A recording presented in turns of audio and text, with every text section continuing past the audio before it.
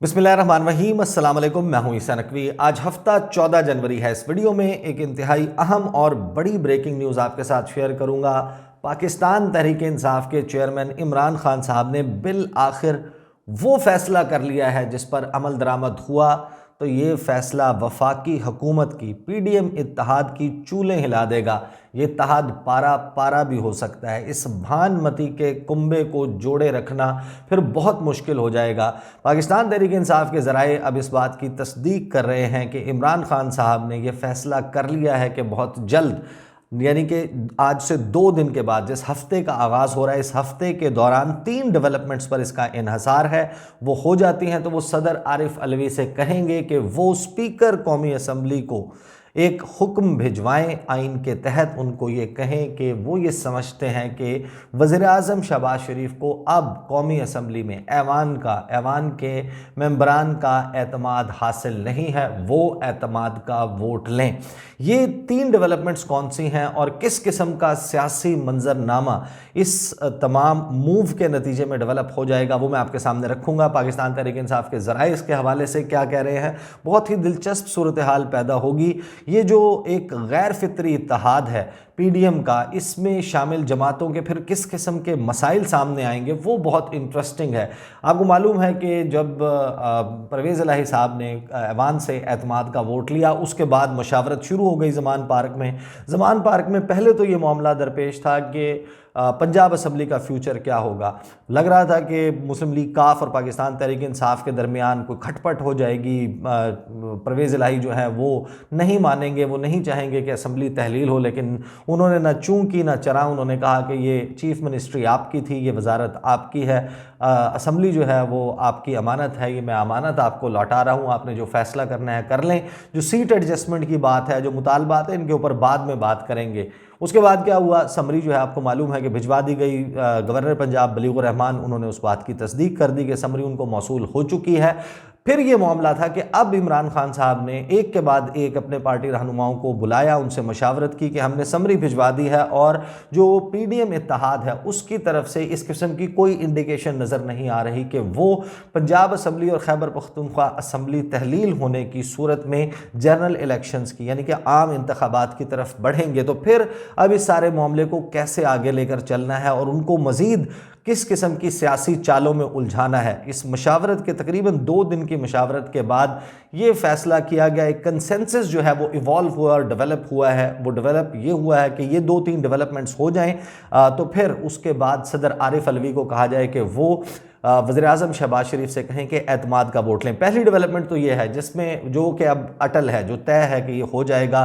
कोई ऐसी कानूनी आइनी गुंजाइश मौजूद नहीं है, कोई जमहूरी अखलाकी जवाज़ जो है वो मौजूद नहीं है कि पंजाब की असम्बली अब तहलील ना हो। गवर्नर पंजाब ने ये तस्दीक कर दी कि मुझे समरी मौसूल हो चुकी है, 48 घंटों में उन्होंने फ़ैसला करना होता है। अगर वो ये फ़ैसला नहीं करते, इसका ऐलान खुद नहीं करते, तो फिर इतवार के दिन से पंजाब असम्बली जो है वो डिज़ोल्व्ड तस्वुर होगी, उसका वजूद ख़त्म हो जाएगा और फिर 90 दिन के अंदर अंदर इंतखाबात करवाना जो है वो एक आइनी ज़रूरत है। इस हवाले से वैसे कुछ लोग जो हैं वो बड़े दावे कर रहे हैं कि एक मशावरत के साथ एक एक्सटेंडेड पीरियड के लिए पंजाब में केयर टेकर सेटअप आ सकता है, लेकिन उसकी गुंजाइश जो है वो मौजूद नहीं है। किस तरीके से निकाला जाएगा वो एक अलहदा बात है, लेकिन जो पहली डेवलपमेंट है जो हर सूरत में मुकम्मल होनी चाहिए इस फैसले के लिए कि सदर आरिफ अलवी शहबाज शरीफ से कहें कि वो एतमाद का वोट लें, वो तो है पंजाब असम्बली की तहलील। क्योंकि पंजाब असम्बली की तहलील के साथ ही वो जो दूसरी डेवलपमेंट है वो जुड़ी हुई है। तहरीक इंसाफ ने यह फैसला किया था कि जब पंजाब असम्बली तहलील होगी उसके बाद ये प्रोसेस इनिशिएट किया जाएगा कि खैबर पख्तूनख्वा असम्बली को भी तहलील कर दिया जाए। फवाद चौधरी साहब जो हैं उन्होंने तस्दीक कर दी है इस बात की कि समरी खैबर पख्तूनख्वा असम्बली को तहलील करने के हवाले से वो भी तैयार कर ली गई है।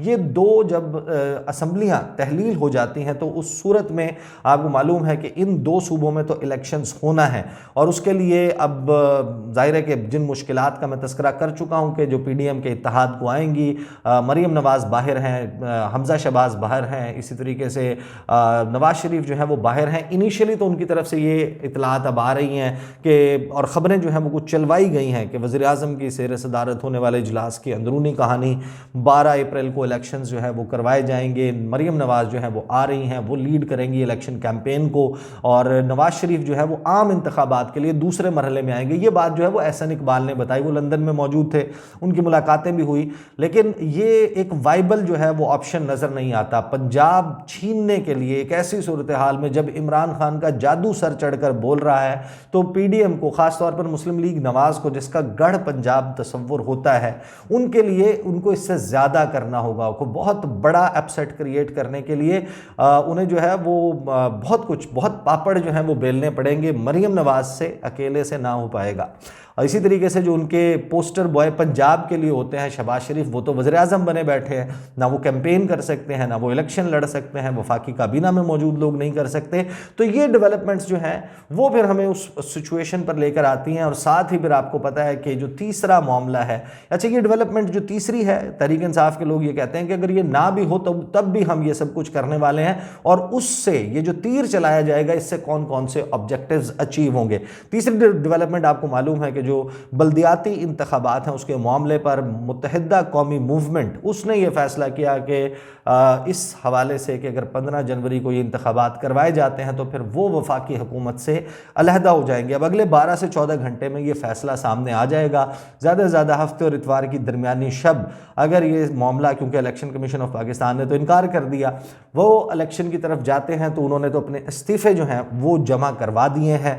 बड़े राब्ते हो रहे हैं खालिद मकबूल सिद्दीकी के साथ, आसिफ जरदारी ने किया, मौलाना ने किया, वज़ीर आज़म ने किया, अलहदा इन्होंने राब्ते किए, उनको ठंडा करने की कोशिशें हो रही हैं। लेकिन अब सूरत हाल और नंबर गेम कुछ यूँ बनती है, मैं आपके सामने मैं आपको बता देता हूँ कि लगभग कोई 181 के करीब ये कहा जा रहा है कि लोग जो हैं, जो वोट्स हैं वो मौजूद हैं।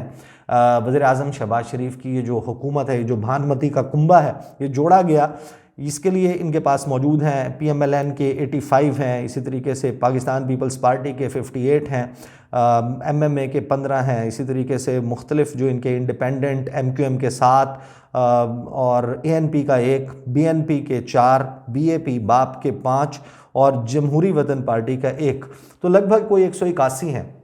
अब 172 जो है उसका जादुई हिंसा दरकार होगा शहबाज शरीफ को हर सूरत में। अगर सदर आरिफ अलवी ये कह देते हैं कि आप एतमाद का वोट लें अवाम से, तो उनको 172 नंबर पूरा करके दिखाना है। वो दिखाने में नाकाम होते हैं तो फिर वो डी सीट हो जाएंगे, उनको डी नोटिफाई किया जा सकता है, वो वज़ीर आज़म नहीं रहेंगे। तो अपनी वज़ारत उज़्मा की कुर्सी बचाने के लिए उनको 172 अरकान की हिमायत दरकार है। अब एक ऐसी सूरत में कि अगर MQM अलहदा हो जाती है, और अगर नहीं भी होती तो भी ये सूरत हाल पैदा होगी, क्योंकि इनकी रिजेंटमेंट्स जो हैं वो बढ़ चुकी हैं। तहरीक इंसाफ के लोग ये कहते हैं कि जब वो ये करेंगे इसका ऑब्जेक्टिव क्या है। अगर ये कर भी लेते हैं, ये अपना नंबर किसी तरीके से पूरा कर भी लेते हैं, लेकिन इनके अंदर जो मौजूद इख्तलाफात हैं वो खुलकर सामने आएंगे।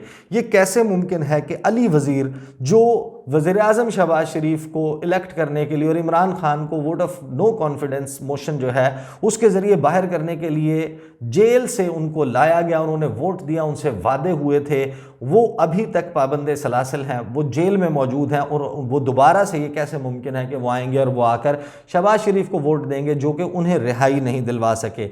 मोहसिन वज़ीर जो हैं, मोहसिन दावड़ हैं, क्या वो वोट देंगे या नहीं। बाप के जो लोग हैं जो खुलकर अपने इख्तलाफात का इजहार कर चुके हैं कि हमें तो लाया गया था, हमें तो बिठा दिया गया था, वो क्या करेंगे। और फिर उसके बाद मुत्तहिदा कौमी मूवमेंट, उसके अपने जो एतराज़ात हैं वो आपके सामने हैं, वहाँ पर भी एक तब्दीली चल रही है।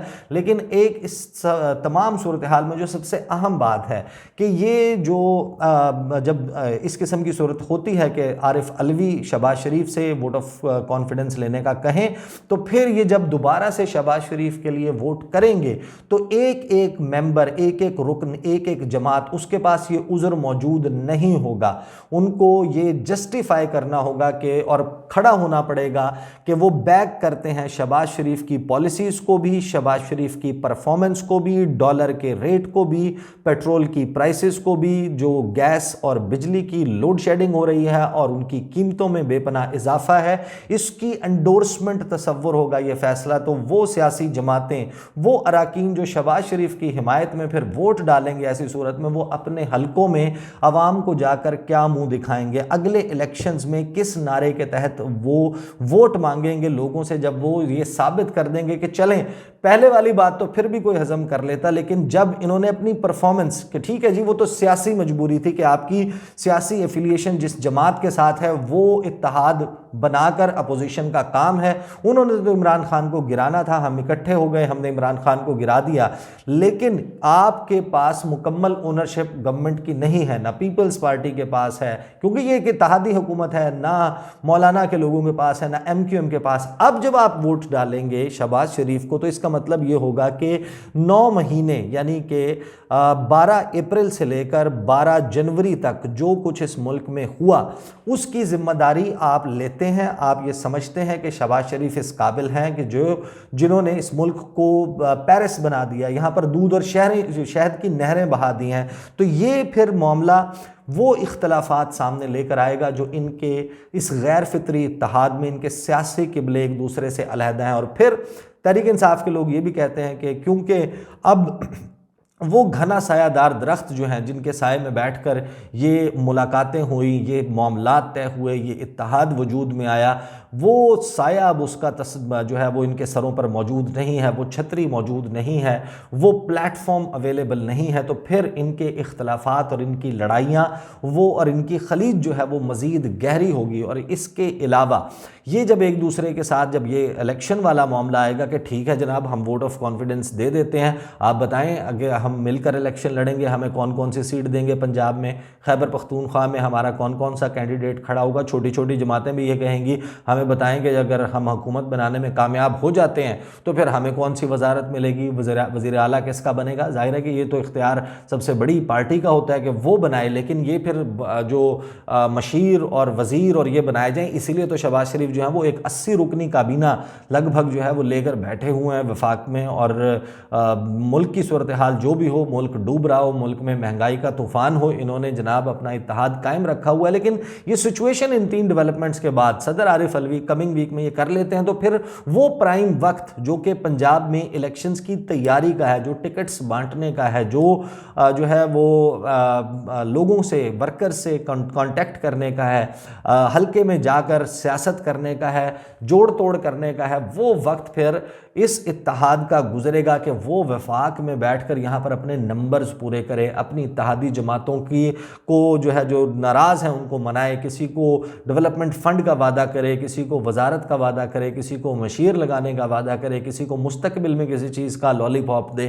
तो ये एक बड़ी ही मुश्किल सिचुएशन डेवलप करने की तरफ पाकिस्तान तहरीक इंसाफ जा रही है। PDM इत्तेहाद इसमें किस तरीके से सर्वाइव कर पाएगा, ये जुड़ा रह सकता है या नहीं, ये भी बहुत इंटरेस्टिंग होगा। और नवाज शरीफ जो है वो तो उनका इंदिया आ गया कि वो वापस नहीं आ रहे, मरियम आएंगी तो मरियम आके कौन सा ऐसा चमत्कार कर देंगी। बड़ी इंटरेस्टिंग डेवलपमेंट है और देखेंगे किस तरीके से अनफोल्ड होती है। These are the details. अगली वीडियो में मुलाकात होगी, मुझे इजाज़त दीजिए, अल्लाह हाफिज़।